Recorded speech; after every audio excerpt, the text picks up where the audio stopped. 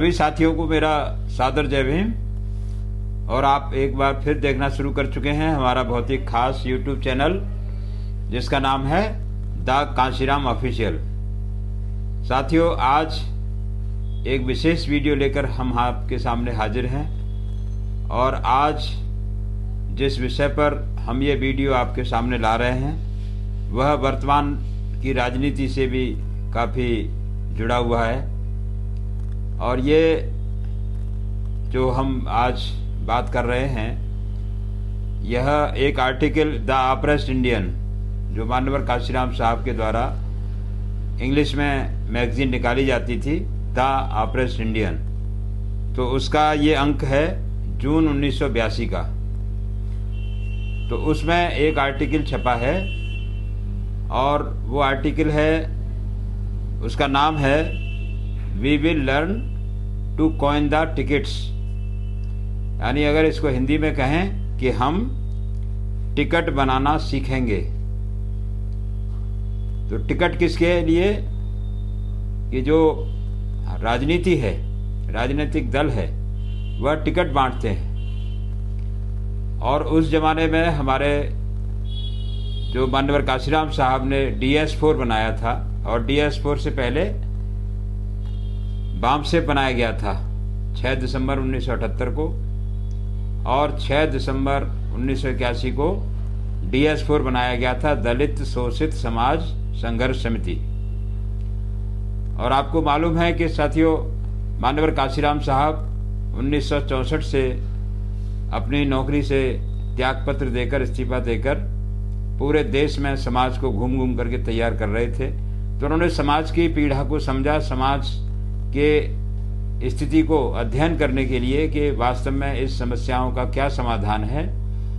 तो उन्होंने पाया कि हमारे समाज के जो लोग हैं, जो बाबा साहब डॉक्टर अम्बेडकर जो अधिकार देके गए हैं, तो उन्होंने राजनीति को सबसे अहम माना था कि जब तक राजनीतिक सत्ता आपके हाथ में नहीं होगी तब तक आपकी समस्याओं का समाधान नहीं होगा।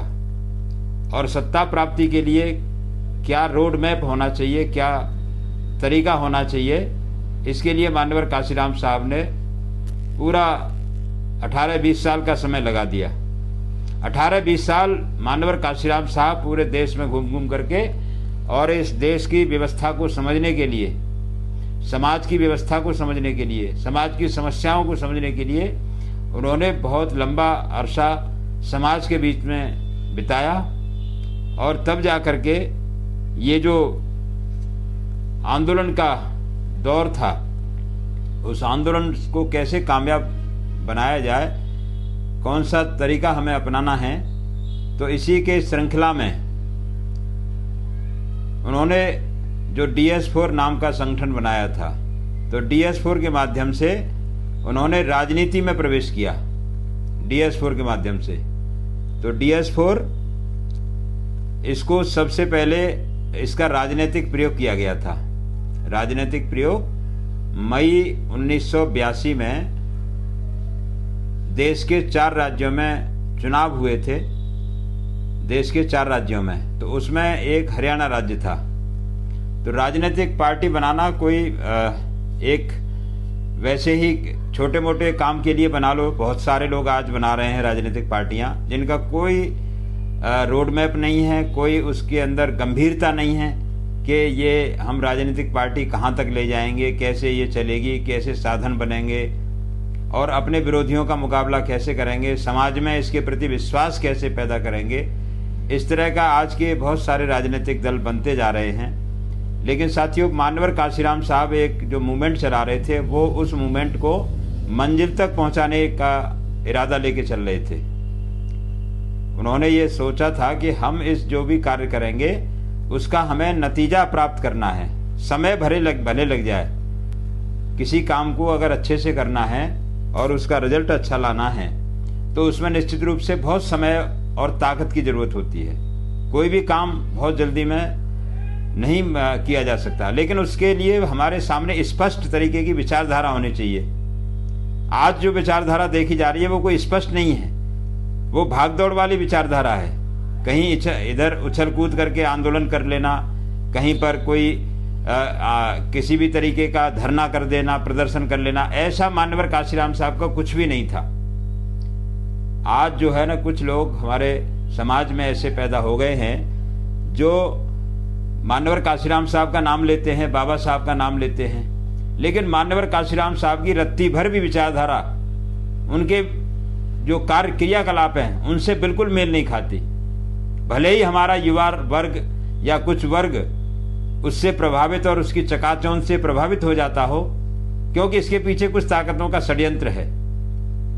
कुछ ताकतें जो बहुजन समाज पार्टी आज बड़े पैमाने पर पूरे देश में कार्य कर रही है और जिसकी 4-4 बार सरकारें रह चुकी हैं, तो उसने जो है जो कार्य किया है, जो अपने आप को स्थापित किया है, तो उसके लिए बहुत सारे लोग बहुजन समाज पार्टी के लिए रुकावट पैदा करने के लिए हमारे समाज में से ही थोड़े से कुछ चमचे फिर से पैदा करके बहुजन समाज पार्टी के रोड़ा अटकाने के लिए एक जिसको राजनीतिक दल का नाम दे देते हैं, वह पानी के बुलबुले की तरह आते हैं और खत्म हो जाते हैं। उनका कोई स्पष्ट इसके लिए भूमिका नहीं है, कोई तौर तरीका नहीं है, सिस्टम नहीं है। तो मैं आज ये जो वीडियो बना रहा हूं आपके सामने, ये जून 1982 में द ऑब्रेस्ट इंडियन में मान्यवर काशीराम साहब की जो मैगजीन निकाला करते थे, द ऑब्रेस्ट इंडियन, उस मैगजीन में ये छपा हुआ है। तो उन्होंने राजनीतिक पार्टी बनाने का क्या सिस्टम उन्होंने अपनाया था, किस तरीके से समाज के बीच में वो गए थे, क्या लेकर के गए थे, तो ये एक आर्टिकल है जून 1982 का। तो जो जैसा कि मैंने बताया, इसका आर्टिकल का नाम जो इंग्लिश में we will learn to coin the tickets, जिसका मैंने स्वयं में हिंदी में अनुवाद किया है, और जिसका हिंदी में अनुवाद जैसे कहते हैं हम टिकट बनाना सीखेंगे, राजनीतिक पार्टी बना करके हम टिकट बनाना सीखेंगे। तो इसमें काफी विस्तार से ये रिपोर्ट छपी है जून 1982 के द ऑब्रेस्ट इंडियन के अंक में, और ये संपादकीय है। तो मैं ज़्यादा समय आपका न लेते हुए मैं जरूरी इसके जो अंश हैं, जिसका मैंने स्वयं हिंदी के में अनुवाद किया है, वो आपके सामने मैं पढ़ करके सुनाना चाहता हूँ।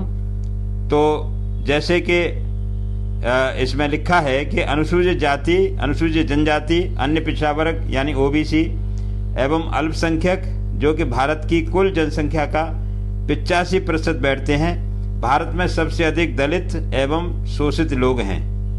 हिंदी भाषा में इन दलित एवं पीड़ित लोगों को दलित शोषित समाज कहा जा सकता है। इन लोगों के सामने हर प्रकार की समस्याएं हैं और कुछ नहीं है, केवल समस्याएं हैं, समस्याएं ही समस्याएं हैं आज भी। ये तो बात 1982 की है, आज 2026 है, यानी करीब 44-45 साल पहले की बात कर रहे हैं। आज भी समस्याओं से जूझ रहा है समाज, केवल समस्याएं ही समस्याएं हमारे समाज के सामने है। उस समय की बात जिसमें लिखी है, सामाजिक रूप से ये सबसे निचले वर्ग के लोग हैं। आर्थिक रूप से इन लोगों में से 80% से ज्यादा लोग गरीबी की रेखा से नीचे जी रहे हैं, तथा राजनीतिक रूप से इनको वोट बैंक तथा चमचों की तरह प्रयोग किया जाता है। अपनी समस्याओं के समाधान के लिए वे उच्च तथा शासक जातियों और उनकी पार्टियों की ओर देखते रहते हैं। अपना संगठन मजबूत न बना करके दूसरी पार्टियों के शासक जो जातियां हैं, उनसे उम्मीद करते हैं कि ये हमारी समस्याओं का समाधान करेंगे। यह सब 15 अगस्त 1947 को अंग्रेजों के जाने के बाद चलता रहा है। हमारा समाज इतना बड़ा समाज है कि भारत जब आजाद हुआ 15 अगस्त 1947 को, तभी से इनकी ओर टकटकी लगा करके देख रहा है कि ये हमारी समस्याओं का समाधान करेंगे। आज आजादी के 35 साल बाद 1982 का ये आर्टिकल है, तो साहब लिखते हैं कि आज आजादी के 35 साल बाद भी हम यह फक्र के साथ कह सकते हैं कि दलित शोषित समाज के लोग उच्च एवं शासक जातियों की ओर व्यर्थ में ही देख रहे हैं। कोई फायदा नहीं है उनकी तरफ देखने से, वो आपकी समस्याओं का समाधान नहीं करने वाले। उनकी ओर आप नजरें गड़ा करके देखते रहिए कि ये हमारे समस्याओं का समाधान करेंगे, वो नहीं आपकी समस्याओं का समाधान करने वाले हैं। ये शासनकर्ता जातियां दलित शोषित समाज को वोट की ताकत को ध्यान में रखते हुए वायदे और केवल वायदे ही करती रहती हैं। भाषण बहुत अच्छे अच्छे देंगे, वायदे बातें अच्छी अच्छी करेंगे, लेकिन जमीन पे करके कुछ नहीं देंगे। ये उनकी फितरत है, ये उनके स्वभाव में है कि वो बातें करने में कोई कसर नहीं छोड़ेंगे। और ये आपको लगेगा कि भाई ये तो हमारे बहुत बड़े शुभचिंतक हैं, ये तो हमारी सारी समस्याओं का समाधान कर देंगे, लेकिन नतीजा वही ढाक के तीन पात, फिर वही हाल हमारे समाज का हो जाएगा। तो एक और दलित शोषित समाज की दशा लगातार खराब होती जा रही है, वहीं दूसरी ओर शासनकर्ता जातियां हर प्रकार के वायदे कर रही हैं। हमारा पिछले 35 सालों का अनुभव यह बताता है कि ये झूठे वायदे शासनकर्ता जमात द्वारा जल्दी से जल्दी आने वाले अवसर पर तोड़ने के लिए किए जाते हैं। वायदे किसी के लिए किए जाते हैं कि वायदे तो तोड़ जाते हैं। वायदे को निभाना नहीं है उन्हें, वायदा पूरा नहीं करना, केवल उसको तोड़ने का काम, थोड़े जल्दी हो जाने का वो समय देखते हैं कि कब वायदे को तोड़ा जाए। चुनाव का समय, ये उस समय का आर्टिकल है जब हरियाणा में चुनाव चल रहे थे 1982 में, और DS4 ने चुनाव लड़ने का फैसला किया था। उस समय राजनीतिक पार्टी नहीं बनी थी, बहुजन समाज पार्टी 14 अप्रैल 1984 को बनी, लेकिन मान्यवर काशीराम साहब का और बाबा साहब का मिशन पूरा करने के लिए मान्यवर काशीराम साहब का साफ मानना था कि पॉलिटिकल पावर हमारे हाथ में आनी चाहिए। तो आगे इसी संबंध में लिखते हैं कि दलित शोषित समाज में से कुछ इच्छुक लोग राष्ट्रीय एवं क्षेत्रीय मान्यता प्राप्त पार्टियों से टिकटों की भीख मांगते रहते हैं, दूसरों के आगे भीख मांगते हैं टिकटों की कि हमें भी टिकट मिल जाए। उच्च एवं शासनकर्ता जातियों के नेतृत्व वाली पार्टियां लंबे चौड़े वादे करती हैं, लेकिन बाद में दलित शोषित समाज के लोगों को टिकट के लिए मना कर देती हैं। वर्तमान में 7 राष्ट्रीय पार्टियां चुनाव लड़ रही हैं। हरियाणा में लड़ाई एक और कांग्रेस आई तथा दूसरी ओर लोकदल व भारतीय जनता पार्टी गठबंधन के बीच नजर आती है।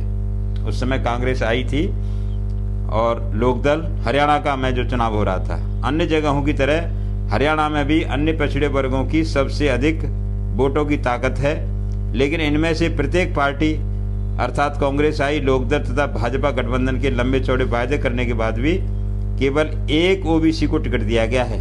जो ओबीसी समाज है, जो अदर बैकवर्ड क्लासेस की बहुत बड़ी आबादी है, उनमें से केवल एक को टिकट दिया था कांग्रेस ने, लोकदल और भाजपा ने, केवल एक को। इन सभी राष्ट्रीय पार्टियों ने अपने घोषणा पत्र जारी किए हैं, फिर वही हर तरह के वायदे किए हैं। ये वायदे सामाजिक, आर्थिक एवं राजनीतिक मामलों से संबंधित हैं। वास्तव में कोई क्षेत्र वायदों से अछूता नहीं है। वायदे में कोई कसर नहीं छोड़ते। पिछले 35 सालों के अनुभव के प्रकाश में दलित शोषित समाज इन झूठे वायदों से फिर से गुमराह होने को तैयार नहीं है, अब नहीं गुमराह होने वाला। लेकिन दलित शोषित समाज के सामने सबसे अहम सवाल यह है कि क्या किया जाना चाहिए। उत्तर यही प्रतीत होता है कि उनको उच्च और शासक जातियों के नेतृत्व वाली पार्टियों की ओर देखना बंद कर देना चाहिए और अपने साधनों के बलबूते पर तैयार होना चाहिए। अपने साधनों के बलबूते पर अपने संगठन बनाकर राजनीतिक ताकत बनानी चाहिए। इसमें लंबा समय लगेगा, इसलिए दलित शोषित समाज को अपनी मुक्ति के लिए लंबे संघर्ष के लिए तैयार होना चाहिए। केवल तात्कालिक रूप से उनको अपनी राजनीतिक पार्टी बनानी चाहिए, इसमें भी कुछ समय लगेगा। दलित शोषित समाज की एक टिकाऊ पार्टी चुनाव आयोग द्वारा मान्यता प्राप्त एक राष्ट्रीय पार्टी होनी चाहिए। मान्यवर साहब ने जो अपना आगे का प्लान बनाया था कि अभी तो ये DS4 है जिसको हम केवल एक प्रयोग की तरह काम कर रहे हैं, लेकिन आने वाले समय में एक बड़ा राजनीतिक दल हमारा होना चाहिए और उसकी पूरे देश में मान्यता होनी चाहिए।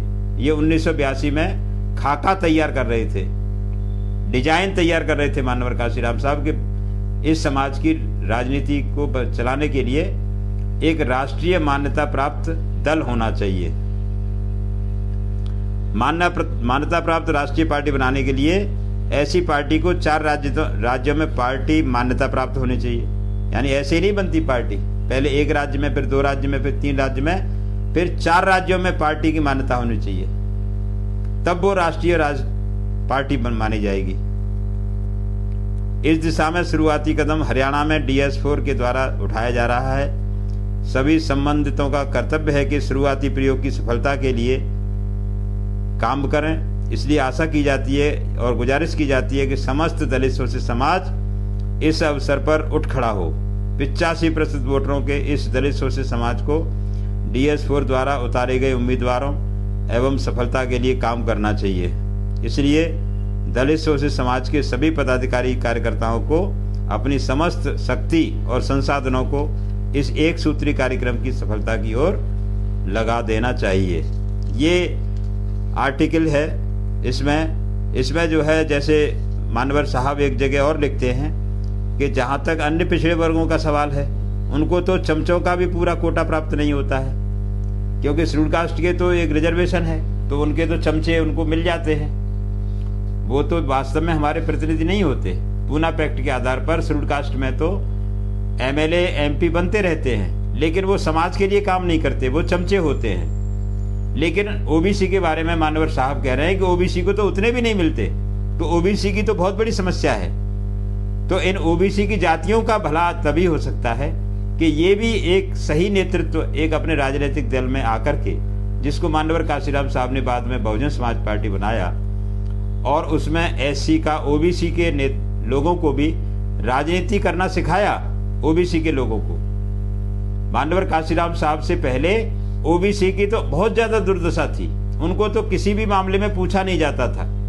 अगर मानवर काशीराम साहब OBC के समाज में जागृति पैदा नहीं करते तो आज जो दूसरी पार्टियां उनको इतना ज्यादा वजन देती हैं, हालांकि उनको केवल वो अपने घर का परिवार का ही भला कर रहे हैं, दूसरी पार्टियों में जाकर के। केवल बहुजन समाज पार्टी ही एक ऐसी पार्टी है जो वास्तव में OBC समाज का, जिसमें चाहे बघेल हों, चाहे कुशवाहा हों, चाहे लोधी हों, चाहे किसी भी OBC की समाज के लोग हों, निषाद हो, मल्ला हो, प्रजापति हो, नाई हो, धीमर हो, कश्यप हो, ये जितने भी OBC के समाज के बहुत सारी जातियां हैं, इनको अगर राजनीति का सही तरीके से इनका कुछ कार्य किया है, इनको भागीदारी देने का जो काम किया है, ये केवल बहुजन समाज पार्टी ने किया है। और इन समाज के लोगों ने आज के दौर में जब अलग अलग दल बना लिए हैं, तो ये केवल अपना और अपने परिवार तक का तो भला कर रहे हैं, लेकिन अपने समाज का कोई भला, ये जो पिछड़े वर्ग के नेताओं ने दल बना लिए हैं छोटे छोटे, वो अपने समाज का भला नहीं कर पा रहे, क्योंकि भारतीय जनता पार्टी उनको उनके समाज का भला नहीं करने के लिए उनको तो केवल चमचों की तरह इस्तेमाल कर रही है। पहले शेड्यूल कास्ट में चमचे हुआ करते थे, और अब OBC में भी बहुत सारे चमचे पैदा हो गए हैं। और ये चमचे के बारे में मानवर काशीराम साहब ने जो चमचा युग किताब लिखी है, तो चमचा युग हमारे समाज के लोगों को, OBC के लोगों को जरूर पढ़नी चाहिए। उसमें ये सारा जो आज हमें देखने को मिल रहा है, जो दौर आज देखने को मिल रहा है, ये मानवर काशीराम साहब ने जो इंग्लिश में किताब लिखी थी, द चमचा एज, वो आपके सामने जल्दी ही आपको हम भी उपलब्ध कराने का प्रयास कर रहे हैं। तो वो किताब अगर आप पढ़ेंगे तो उसमें आज की जो स्थितियों से हमारा समाज, पिछड़ा वर्ग समाज जूझ रहा है, वो कल्पना और वो बातें मानवर साहब ने 1982 में ही उनके बारे में उस किताब में लिख करके चले गए। तो ये जो राजनीति का मामला जो मैंने आज जो आपके सामने रखा, टिकट बनाना सीखेंगे, ये वीडियो, ये 1982 में मानवर काशीराम साहब के द ऑपरेस इंडियन मैगजीन पर आधारित था। और भी बहुत सी बातें हैं, कभी विस्तार से और इसके बारे में आगे चर्चा करेंगे। आज का वीडियो मैं यहीं पर समाप्त करता हूं, और बहुत बहुत धन्यवाद आपका। और इस वीडियो को ज़्यादा से ज़्यादा शेयर करिए। अगर YouTube चैनल हमारा, जिसमें और भी हम इम्पोर्टेंट बातों पर चर्चा करने के लिए आपके सामने आते रहते हैं, तो इस YouTube चैनल को अगर सब्सक्राइब नहीं किया है तो सब्सक्राइब अवश्य करें। बहुत बहुत धन्यवाद। जय भीम, जय भारत।